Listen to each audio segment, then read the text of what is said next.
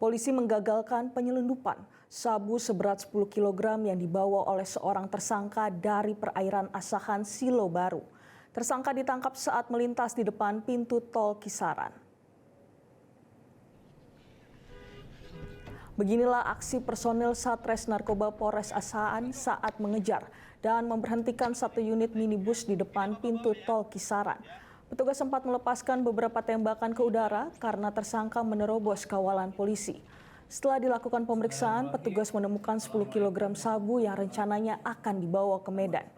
Kapolres Asahan AKBP Afdal Junedi mengatakan dari pengakuan MA warga Polonia Medan ini dirinya diberi upah 200 juta dan telah 2 kali meloloskan sabu. Polisi masih terus melakukan pengembangan kasus dengan melacak keberadaan pemesan sabu. Atas perbuatannya tersangka terancam dengan hukuman seumur hidup atau hukuman mati. Barang ini dijemput MA ini dari bibir pantai Silo Laut, Kabupaten Asahan, yang rencananya mau dibawa ke Medan, dan pengakuan dari si MA ini juga dia sudah 2 kali. Jelajahi cara baru mendapatkan informasi. Download Metro TV Extend sekarang.